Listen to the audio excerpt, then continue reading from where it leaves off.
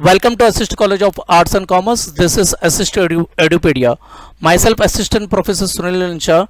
Today I would be covering up the topic that is called Indian Partnership Act under the subject called Business Law, which is in SOIBF SEM 3. SOI becomes SEM 4, and under the Corporate and Securities Laws under SOI BBI SEM 4. Today I would be covering up the topic called Indian Partnership Act 1932. Indian Partnership Act 1932, which states that the minimum number of persons who can enter into the partnership agreement is 2, and maximum number of persons who can enter into partnership agreement is 50. Normally, the procedure for making the partnership agreement or partnership deed is very simple. It may be oral or it may be in writing. Partnership Act was been given the assent by the Governor General on 8th of April 1932. That's the preamble states that, and it came into force on 1st of October 1932. Section 4 of Partnership Act states that partnership is a relationship between the persons who have agreed to share the profit of a business carried on by all or any one of them acting for all. What does it means? That the partner can act on behalf of other partners, or it can bind the firm from his own act. Normally the partnership has to be done with the help of an agreement, and the main purpose is that there should be business, trade, or any profession. What the essential elements of the partnership? The first of all, there should be association of persons. The association of persons, minimum number of persons for the partnership is 2, and the maximum is 50. There should be an agreement between the partners. It may be 2 or more than 2. That should be, the agreement should contain the clauses as per their choice, which should be based on the natural law, and it should be the main purpose of partnership should be business. Social purpose or for religious purpose, the partnership firm cannot be established. Sharing of profit is the second ingredient under the Partnership Act. There should be mutual agency. That means one of the partner, if he does any act, should be binding to the other partners, and it should by his acts it should be binding to the other partners or the firms also. The main difference is that there is a restriction of the shares. The partners cannot transfer the shares to the other persons or to the third party other than the other within the partnership firm only they can transfer the shares, but outsiders cannot be getting that particular shares. So they cannot come out with the IPOs also. Unlike a company has a separate legal entity. The partnership firm cannot have a separate legal entity. It is a normal privately held. Coming to the kinds of partnership, the partnership has been classified on the basis of the duration or on the basis of the extent of the business. On the basis of duration, it has been classified as partnership at will. Now, what I mean by partnership at will means the partners can stop their business as per their choice, and before giving the notice, before sending a notice for dissolution of partnership, they should inform to the partners why they want to stop the business. So partnership at will, they can stop the business, so they can stop the partnership as and when as of their choice. Partnership for fixed period is that on the terms and in the terms and conditions of the partnership deed or the partnership agreement, they will mention the partnership is for 5 years or 3 years or whatever the terms it has been specified. That type of partnership is called partnership for fixed period. On the basis of extent of the business, it is called particular partnership. Normally some people come together and start the business of the partnership, and that is only for, normally for the joint ventures or something like for particular venture they would be forming a partnership business. Say for an example, if they want to establish and they want to start up take up the work for construction of the bridge. After the construction of the bridge, their partnership firm would be dissolved. So that type of partnership for a specific purpose, if they come out, that would be called as a particular partnership. And sometimes the partners come together for a longer period of association, that would be called as general partnership. What are the true test of partnership is that there should be an agreement between the partners. The agreement, there is no specific clause as stated in the Partnership Act 1932. Now, normally whatever the partners decides on that particular basis, they will agree, and that is been put down into the paper, that is called partnership agreement. Agreement has to be registered in Maharashtra, and whereas it is not necessary to be registered all over India. The main test for determination of partnership is that there should be sharing of profits between the partners. If that particular element is not present, sharing of profits, then the such type of partnership won't be valid into the eyes of law. There should be mutual agency. That means one of the partner would be doing such an act which would be binding to the other partners. Also, they would be binding to the partnership firm also. Such type of act of the partner which is binding to the firm as well as the other partner is called as mutual agency. Coming to the points of types of partners is an active partners. Active partners are those partners who take part into day-to-day activities. They are also liable to the third parties. Coming to the next point is sleeping partner or a dormant partner who doesn't take part in normal day-to-day activities, but they are liable to the third parties if something goes wrong into the partnership. Next one is nominal partners, or those partners who give name to the firm but doesn't take part into the day-to-day activities. As per the law, they are also liable to the third parties also when there is defrauding the creditors. The partners by estoppel means what? If a person makes the other person believe that he is a partner of that particular firm, then he cannot deny to the world that he is a partner of that firm. Such type of act of his is called partnership by estoppel. He is liable to the third parties because he made others to believe that he is a partner. Hence, it is called as partners by estoppels, and he is liable to the third parties. Partners in profit only. There are some partners who come only for sharing the profit because they had contributed to the capital. Hence, they would be called partners by profit. Minor partners are those partners who are admitted in the place of the other partners, and they are liable. They are not liable to the third parties, but they are admissible for the profit sharing. And the other partners are also called as secret partners. Coming to the main point is called partnership deed, and there is no specific clauses which should be mentioned in the partnership deed. The two or more than two persons who whatever they agree and whatever they jot down on a piece of paper, that has to be drafted and has to be registered. Registration is not compulsory in India, but it is compulsory in Maharashtra. Partnership deed is a result of the agreement which may be in writing or formally or formed verbally, but is desirable to have partnership in writing to avoid further disputes. The deed is required to be duly stamped by as per the Indian Stamp Act and duly signed by all the partners. Unlike what is mentioned under the Companies Act 2013, the memorandum of association is the main document of the company which is accessible to the normal public. Unlike partnership deed is not accessible to the normal public. So the main difference between the between the Companies Act 2013 and the partnership is that the memorandum is accessible to the normal public, whereas partnership deed is not accessible to the normal public. Coming to the contents of the partnership deed, it should contain the following clauses: the name of the firm, the name and address of all the partners who are been given the names, who had been given the names for the partnership, the name and place of the business where the business would be started by the partners, the term and the duration of the partnership, the amount of the capital contributed by each partner, and the drawings that can be made by each partner when they are into the motion or when they are conducting their day-to-day business. The other contents which should be mentioned in the partnership deed is the interest to be allowed on the capital, what type of interest would be paid on the capital which has been contributed by the partners, and the charges on the drawing. The rights and duties of the partner has to be mentioned in the partnership deed. Also, sometimes the remuneration are needed to be paid to the partners because they do more work. So remuneration is necessary. That has to be also mentioned in the partnership agreement. The ratio in which the profits should be shared and the losses should be shared should be also mentioned in the partnership deed.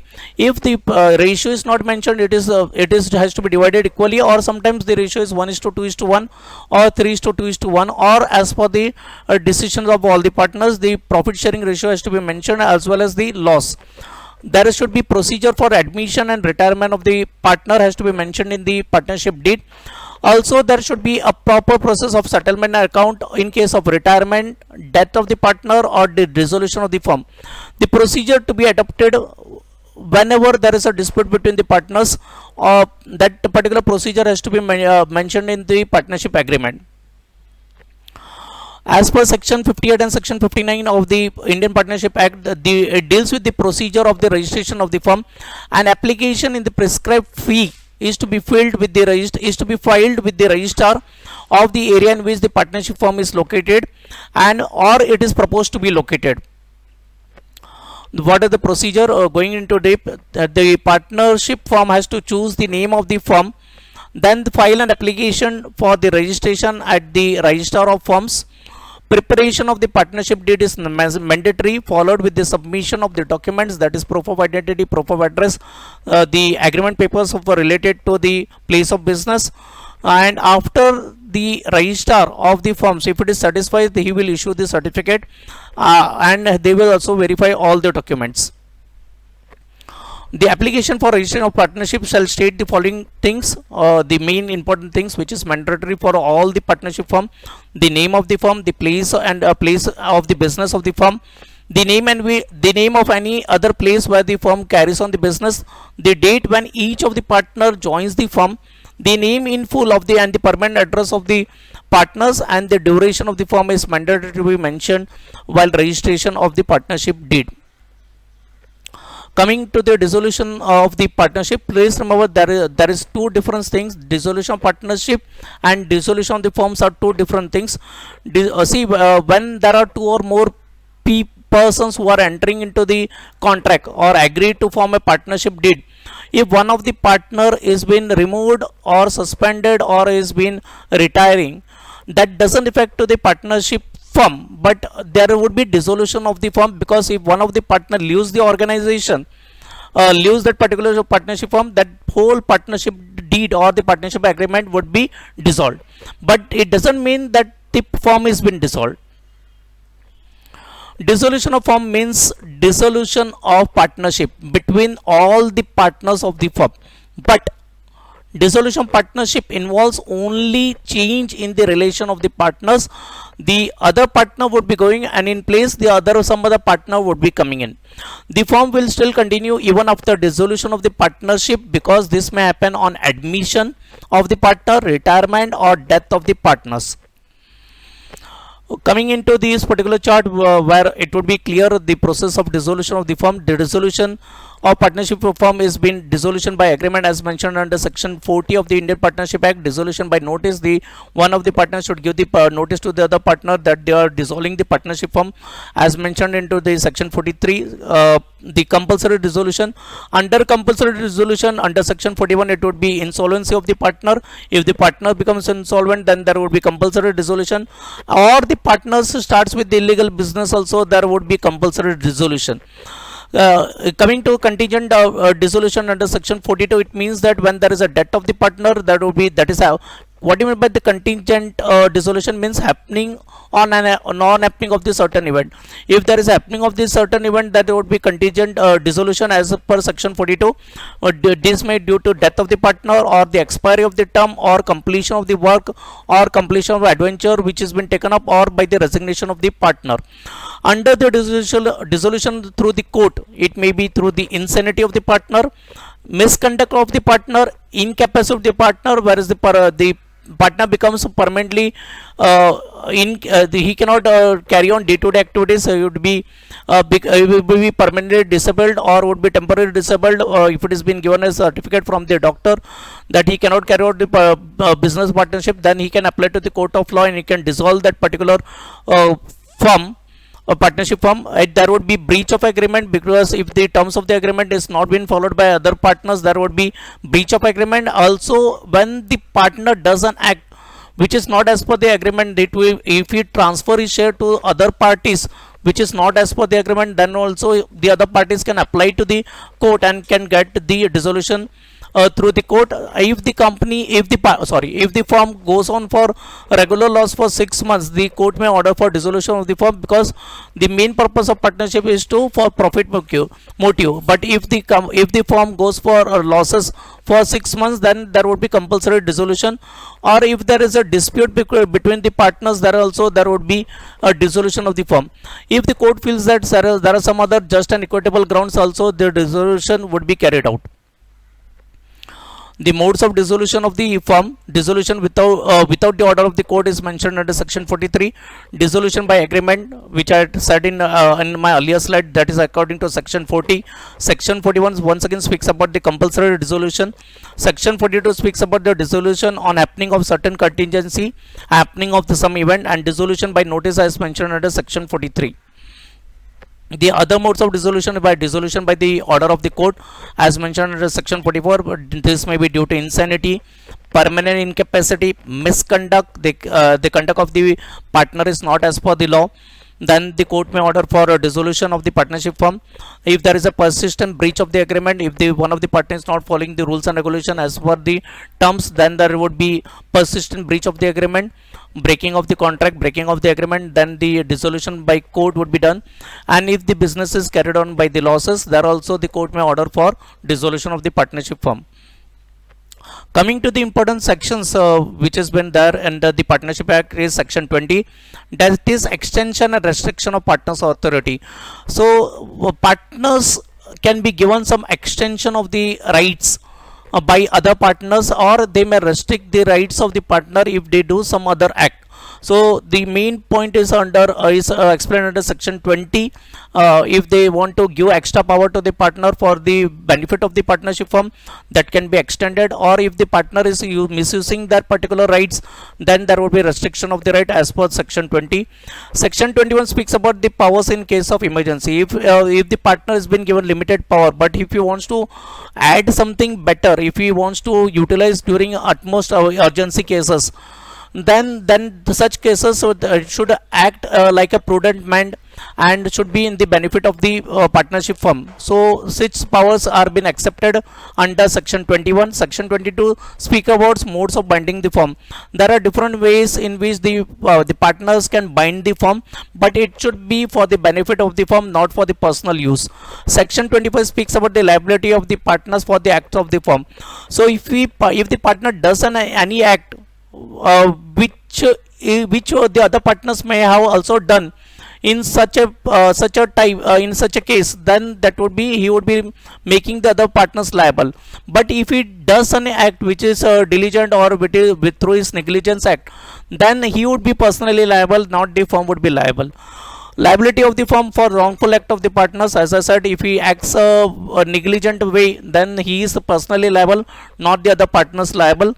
Section 33 deals with the expulsion of the partners. If the partner does any act which is not been tolerated by the other partners after giving the sufficient notices by the other partners that he has to change his attitude or behavior or his conduct of the business, if he doesn't changes, then the other partners will expel the other partner.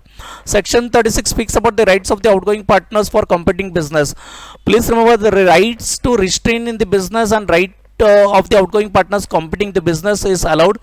After he's been retired from the partner, he can start the competitive business in an adjoining area, provided that it has not been mentioned into the partnership deed. He can start the same type of business, but he shouldn't solicit his previous customers. He cannot use the name of the previous firm where he was working. Section 31 speaks about outgoing partners to share subsequent profits till settlement or 6% per annum. What does it means? That if the partner has been removed or he retires from the partners, his accounts should be settled at earliest possible or within 6 months. And if it is not able to settle within 6 months, he has to pay the interest on his particular profits at 6% per annum. Or if he doesn't pay, if he doesn't settle his account, then he is been entitled for the profits during that particular period. Concluding related to Indian Partnership Act is a very simple business. Anyone can start the partnership business. It gives a tremendous amount of flexibility when the two persons comes together for the trade, professions or business. Main is that agreement between the partners has to be mutual agency, and the sharing of the profit is the one of the main test for the partnership. Is one of the oldest form of business or relationship. Though limited liability partnership have replaced the partnership forms in complex business, partnership are still preferred by professional and small trading and the business enterprises in India and abroad. Thank you all.